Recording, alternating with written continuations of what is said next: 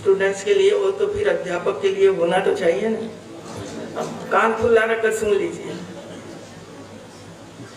University campus में कुल 13 भवन ऐसे हैं जिसका काम अधूरा पड़ा हुआ है। सही है। 2018 में बने इस भवनों की इकोनॉमिक ऑफेंस विंग आर्थिक अपराध शाखा द्वारा जांच चल रही है। कब से चल रही है? 18 से। 7 साल हुआ। जांच का परिणाम क्या है? क्या मुझे बुलाना पड़ेगा सब लोगों को? मूल्यांकन भवन 4 मंजिला का बनना था, 2 मंजिल तैयार हुई, जिसमें काम एकदम धीरा चल रहा है। ऊपर की 2 मंजिलें अधूरी पड़ी है। जल निगम को लिखा गया है पूरा कराने के लिए। अब जल निगम सो गया है।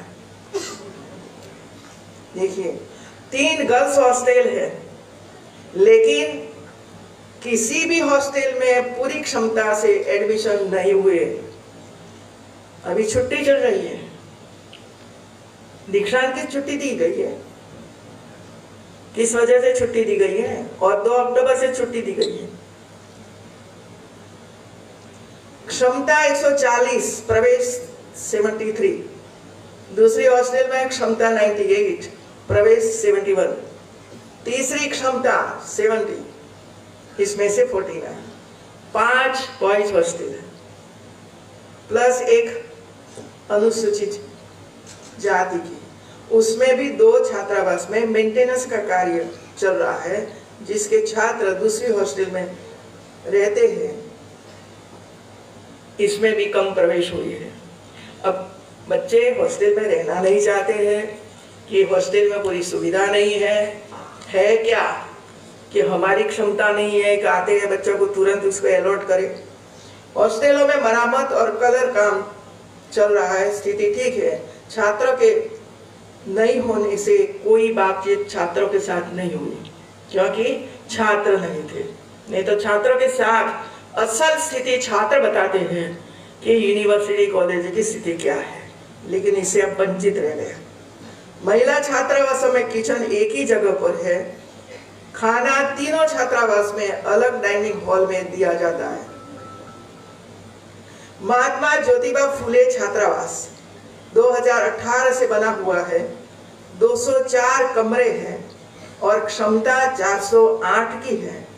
वहां कोई बॉयज को प्रवेश नहीं दिया है। सुरक्षा कर्मी बाहर से आए पुलिस को कमरे दिए जाते हैं।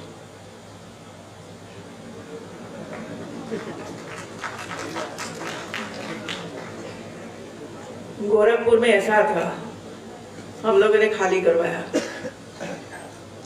अब सीएम के नाम से पुलिस वाले इसमें 2 मंजिलों पर रहते थे। अब जब योगी जी को बात करी तो योगी जी को मुझे तो पता ही नहीं। अब वो योगी जी के नाम से कि उनकी सुरक्षा करने के लिए हमें रहने दो, खाली करवाए, गए सब लोग। अब मुझे पता नहीं है क्या, अभी बैठेंगे जवाब के लिए। शोध के लिए पीएम उषा से 20 करोड़ मिले हैं। इसके उपरांत अन्य योजना से 7 करोड़ केंद्र सरकार से मिले हैं। उसका जरा क्या किया, जरा मुझे बताइए। पीएम उषा तो फेल हो गई है। मैंने दूसरे राज्यों में इंक्वायरी करवाई कि भाई पीएम उषा का पैसा का उपयोग किस तरह हो रहा है। सब लोगों ने मुझे ये बताया कि डायरेक्ट यूनिवर्सिटी को दिया गया है और यूनिवर्सिटी खुद काम कर रही है। पुस्तकालय रंगरोगान हमारा थયેલ છે। ई लाइब्रेरीમાં પણ 23,000 बुक्स है। 20 कंप्यूटर सिस्टम ठीक है। इंडोर स्टेडियम अच्छा है। कूलिंग की व्यवस्था ठीक नहीं है तथा एग्जॉस्ट छत पर बढ़ाने की जरूरत है। ट्रांजिट हॉस्टल है जिसमें शिक्षक रहते हैं, उसकी स्थिति अच्छी नहीं है। साफ सफाई भी अच्छी नहीं है। दारू की बोतलें पड़ी हुई होगी, पड़ी है। ड्रग्स आता है। देखिए स्थिति आप लोगों की, जो हॉस्टलों में मैंने पता किया है, जितने लगभग 5 के 6 यूनिवर्सिटी में इसी तरह हम लोगों ने पता करवाया, विदेशी दारू का अड्डा पी कर बाहर फेंका हुआ, हम लोगों ने उसका फोटोग्राफ लिया है। मंत्री जी को बताया कि देखो आपकी स्थिति, ड्रग्स आता है क्योंकि बाहर ऑर्डर मिल जाता है भोजन का, ये भेजो ये भेजो ये भेजो, इसमें ड्रग्स भेजो और ड्रग्स आ जाता है। यार ड्रग्स पीकर क्या करोगे आप लोग? दुनिया को हिला देंगे। मैं तो आपकी मम्मी नहीं हूं ना। ऐसे जो बेटा पकड़ा गया है ना, तो मैं सहन नहीं कर सकती। चारित्र कैसा होना चाहिए हमारा? ऑडिटोरियम के बाजू में कचरों के भंगार सामान भरा हुआ है, वो तो सभी यूनिवर्सिटी में है, जिसको निकाल कर सफाई करने की जरूरत है। ये सभी आपके लिए पीछे बैठे हैं। मुझे बताओ कितना सामान कहाँ कहाँ पड़ा हुआ है, क्यों नहीं निकालते हो? तो